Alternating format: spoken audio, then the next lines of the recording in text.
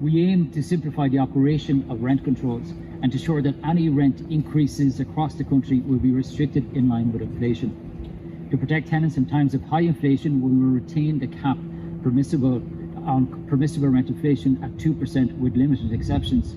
We will allow rents for new tenancies created on or after the 1st of March 2026 to be set at market value, but in return for far greater security of tenancies for tenants through 6-year tenancies of minimum duration. The move to a national rent control recognises the reality that tenants across the entire country face difficulty paying their rent. We will continue to restrict the rent increases in line with inflation, but linked to CPI and not HICP, and retain the 2% cap.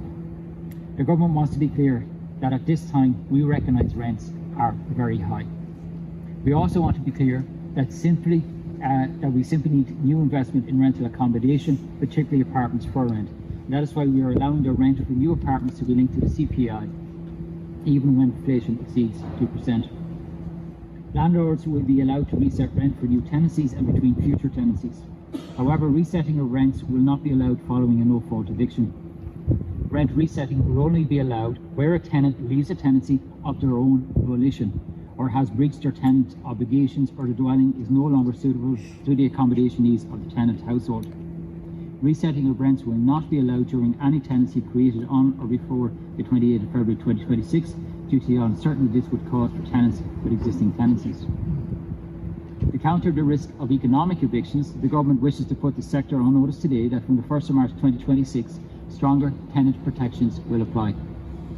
A larger landlord with 4 or more tenancies cannot end a tenancy created on or after the 1st of March 2026 via no-fault eviction. The tenancy will be for a non-limited duration.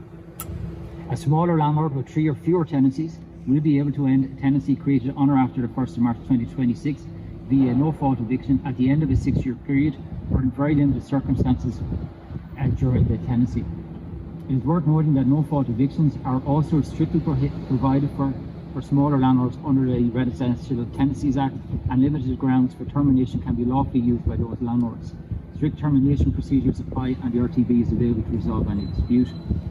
A tenancy of minimum duration of 6 years is a real leap forward for tenant protections in return for allowing landlords to reset rents. The changes I'm making today will have a significant impact for our rental sector, making much needed investment more attractive, while strengthening the protections and providing greater certainty for renters. I accept there is a very fine balance to be struck here in our efforts. We aim to attract investment, but we know that the tenants deserve and need fair treatment.